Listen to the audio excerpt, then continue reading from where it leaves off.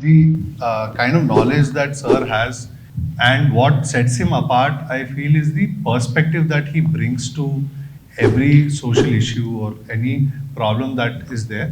And the kind of vast knowledge that Sir has, I think, is tremendous. We've been admirers of his work, his knowledge, and the perspective that he brings into the social issues. And today, we are very happy, sir, that you are here. Thank you for gracing us.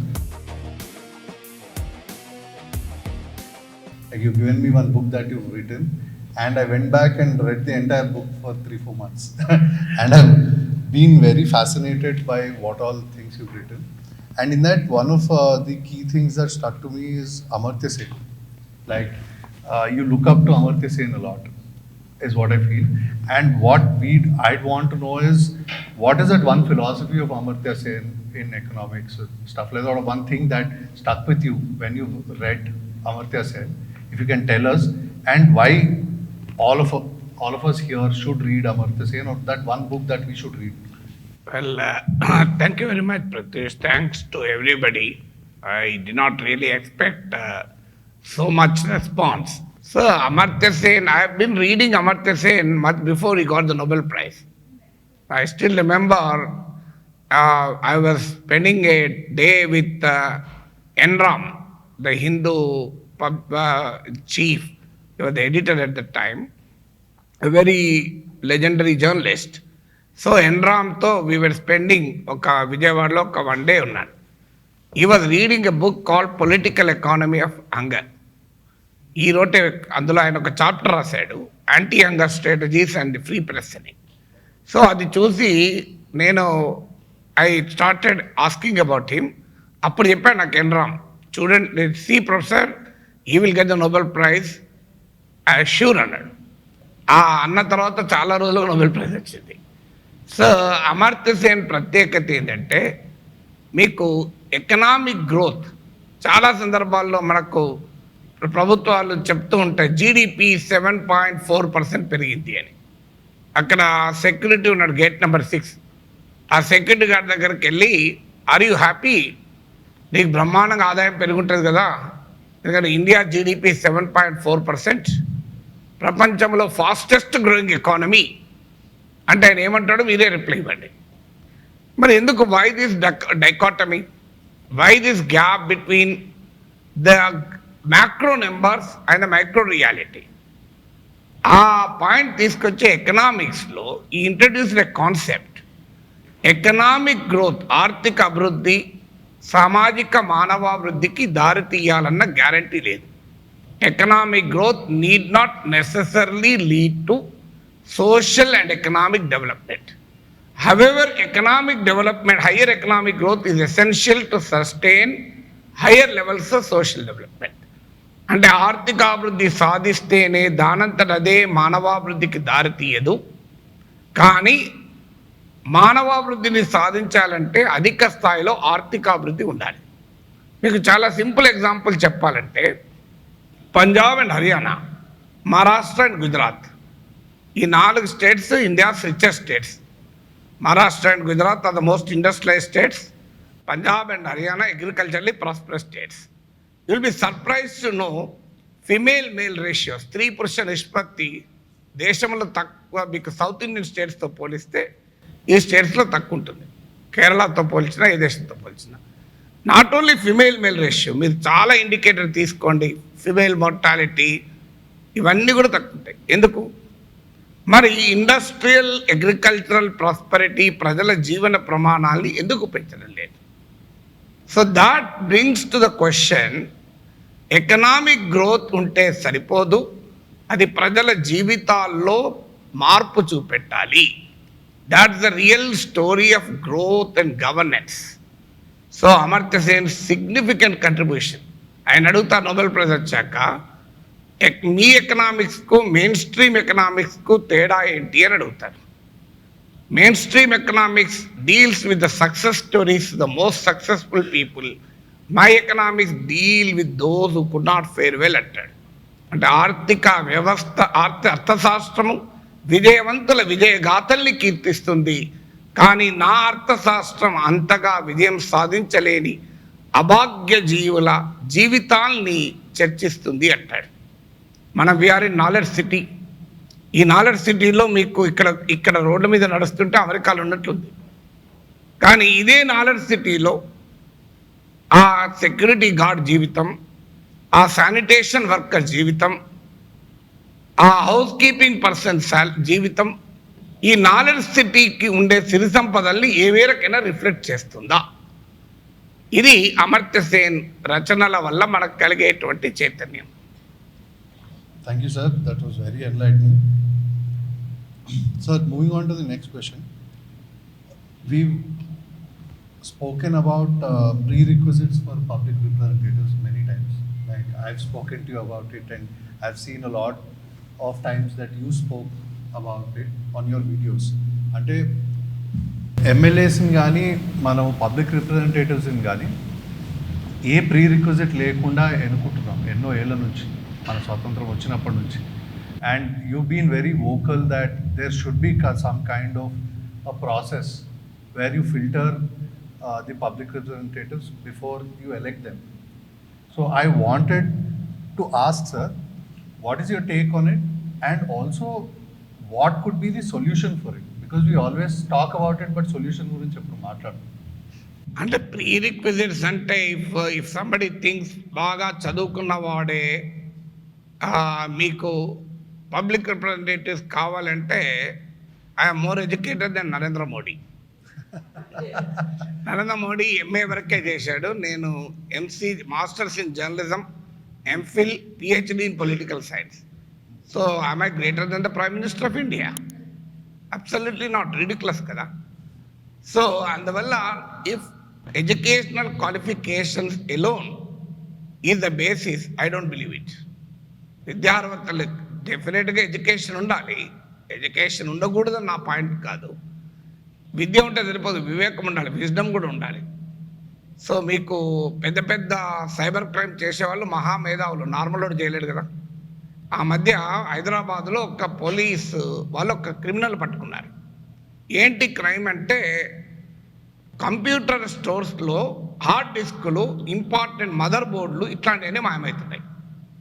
Important అన్నీ ఏంటి అసలు అంటే లాకేసే ఉంటుంది, computers నార్మల్గా ఉంటుంది, ఇతర equipment నార్మల్గా ఉంటుంది, కెమెరాలు, కానీ అందులోకి వెళ్ళి మదర్ బోర్డులు, హార్డ్ డిస్క్లు మాయమవుతున్నాయి. సో లోపల ఉన్న ఇంపార్టెంట్ గ్రాఫిక్ కార్డులు ఇవన్నీ మాయమవుతున్నాయి, కాస్ట్లీ అని. ఏంటి అని అడిగితే లాస్ట్కు దొంగ దొరికాడు.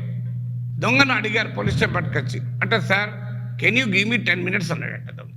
ఏంటంటే నా ఎక్సెల్ షీట్లో నిన్నటి దొంగతనం మాత్రం అప్డేట్ కాలేదు సార్, అంతకుముందు వరకు అప్డేట్ అయింది. Serial number, date of theft, place of theft, item stolen, item dispose, cost, money acquired అని మొత్తం ఒక ఎక్సెల్ షీట్ ఉందట. ఆ ఎక్సెల్ షీట్ చూసి వాడి టెక్నాలజీ చూసి పోలీసులకు అర్థం కాలే, మైండ్ బ్లాక్ అయిపోయింది. అందువల్ల తెలివైన వాడిని మంచి చేయాలని రూల్ ఏం లేదు. But definitely public representatives the first thing they should have is the commitment to the people. ప్రజల పక్షాన నిబద్ధత ఉండాలి. పర్సనల్ లైఫ్ అండ్ పబ్లిక్ లైఫ్లో reasonably high degree of integrity ఉండాలి. సో పబ్లిక్ లైఫ్లో మరీ ముఖ్యం. దట్ డజంట్ మీన్ నేను పర్సనల్ లైఫ్లో ఏమైనా చేస్తా అంటే కలవదు కదా బిల్ గేట్స్ లాగా. So bill gates technological achievements I'm not deleting. The fact remains that the personal life is absolutely unacceptable కదా. సో అందువల్ల మనకు high level of integrity, purity and probity in public life, ability to inspire society, సమాజాన్ని inspire చేయగలగాలి, సమాజాన్ని ముందుకు నడిపించగలగాలి. an ability to identify the problem and find the solutions. ఇవన్నీ ఎలా వస్తాయి? There is no hard and fast rule. Solution ఎక్కడికెళ్ళి వస్తుంది? Can we have an entrance exam? ఇది మన పబ్లిక్ ఎమ్మెల్యేలకు, ఎంపీలకు ఎంట్రన్స్ ఎగ్జామ్ పెడితే నారాయణ చైతన్య వెంటనే నెంబర్ 1 1 1 1 2 2 2 2 3 3 3 అని అంటేస్తారు. 10 మంది ఎమ్మెల్యేలు మా దగ్గర ఎగ్జామ్ కోచింగ్ తీసుకున్నారు అంటారు. అవునా కదా? మన దగ్గర ఛాన్స్ ఇస్తే అమెరికా ప్రెసిడెంట్ పోస్ట్ కూడా ఎంట్రన్స్ ఎగ్జామ్లో కోచింగ్ ఇచ్చేస్తారు మన వాళ్ళు. సో మరి ఏంటి సొల్యూషన్? ప్రజల చైతన్యం, more and more active civil society, protecting the institutions, and మన constitution has given us that beauty, checks and balances ఇచ్చింది. అంటే we are here to critically evaluate what the governments do. కానీ if media doesn't do, that is a different problem, but media is responsible.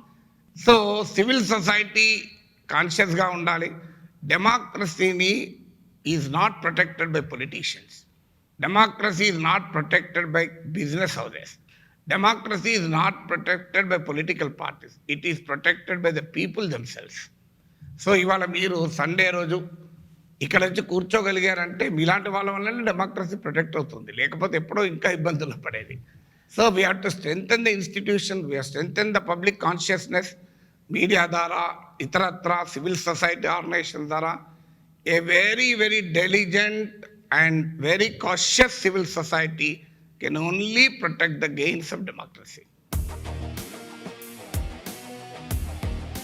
My name is Lokesh sir. చాలా మంది political parties చాలా మంచి promotions చేస్తున్నాయి బయట. ఏదైనా అవ్వచ్చు, వాళ్ళ పొలిటికల్ ఎలక్షన్స్ గురించి అవ్వచ్చు, వాళ్ళ మేనిఫెస్టోస్ అవ్వచ్చు, ఏదైనా అవ్వచ్చు. But why not market their policies regarding younger generations కి? What policy aligns with their thoughts? Politicians మీకు ప్రపంచంలో అత్యంత సర్వైవల్ ఇన్స్టింక్ట్ ఉన్న జాతి. అంటే ప్రజలకు ఏది కావాలో వెంటనే తెలుసుకొని చెప్తారు. ఇప్పుడు నేను మీకు సింపుల్ క్వశ్చన్ అడుగుతాను. మీకు ఇంట్లో కూర్చున్నా 2,000 ఇస్తాను అని ఒక పొలిటీషియన్ ప్రామిస్ చేస్తాడు. ఇంకో పొలిటీషియన్ మీరు స్టార్టప్ పెట్టండి, మీకు ఈకో సిస్టమ్ క్రియేట్ చేస్తాము అని ఇంకో ప్రామిస్ చేస్తారు. ఎవరు కోటేస్తారు జనం? సో ఇంట్లో కూర్చోండి 2,000 ఇచ్చేవాడికి నేను ఇంట్లో ఎక్కువసేపు కూర్చుంటే 3,000 ఇవ్వవా అని అడుగుతాడు. మరి డిమాండ్ సప్లై కదండి. So if people demand incentives for startups and if they decide to vote on that, దాన్ని బట్టే మీకు పొలిటీషియన్స్ ఉంటారు. నేను ఎమ్మెల్సీగా కంటెస్ట్ చేసినప్పుడు నన్ను క్వశ్చన్ అడిగారు, సార్ టీచర్లు ఎవరైనా క్లాసులు చెప్పకపోతే యాక్షన్ తీసుకుంటే మీరు ఏ స్టాండ్ తీసుకుంటారు అని అడిగారు. ఎందుకంటే మీ టీచర్ల ఓట్లతో ఎమ్మెల్సీ అవుతారు కదా, గ్రాడ్యుయేట్ టీచర్లు అంటే. నేనన్నా ఒక రిక్వెస్ట్, క్లాసులు చెప్పని టీచర్లు ఎవడు నాకు ఓటు వేయకండి అని చెప్పిన. బయటకు వచ్చినాక మా ఫ్రెండ్స్ అన్నారు, అట్లంటే ఎవరు ఓట్లు వేస్తారు సార్ అంటే, వేయకపోయినా మంచిది, ఓడిపోయినా మంచిదే. కానీ I will never ask more from fellow who doesn't do the duty. Why should I do it? అంటే ఆ ధైర్యంగా అన్న.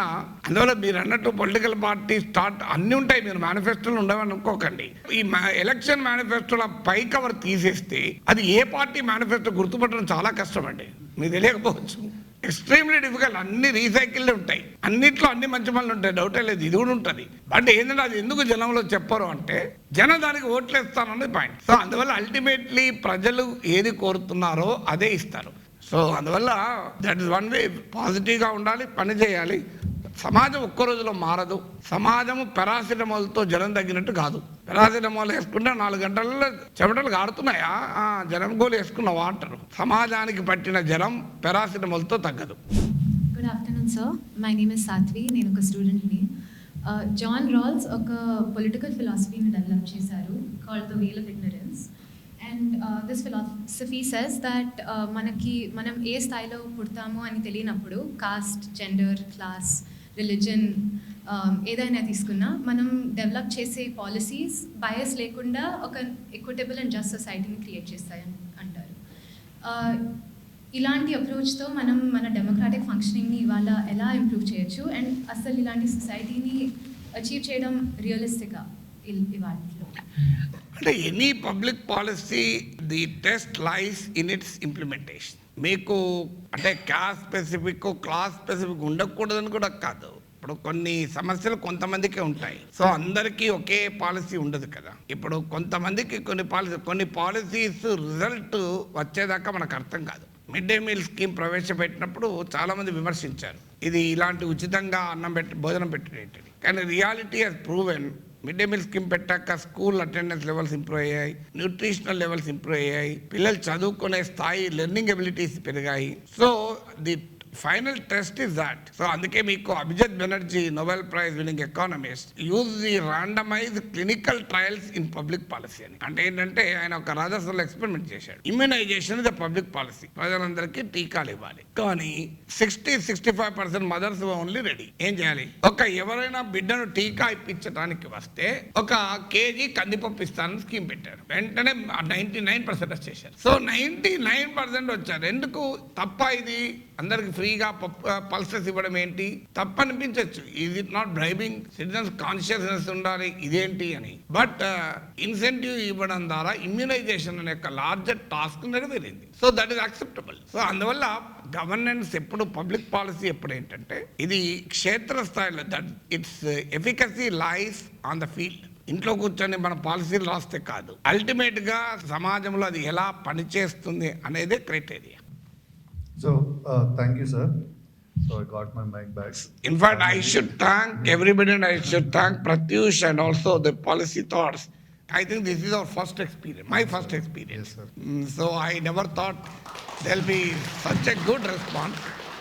So it really motivated me. We will think about having more and more sessions. I have hundreds and hundreds of public interfaces. But this is the first time ఈ రకంగా ఒక small గ్రూప్తో interaction. So we will try to continue this with your cooperation, and better we'll try to expand this interaction also. Thank you very much for your very, very interesting questions also.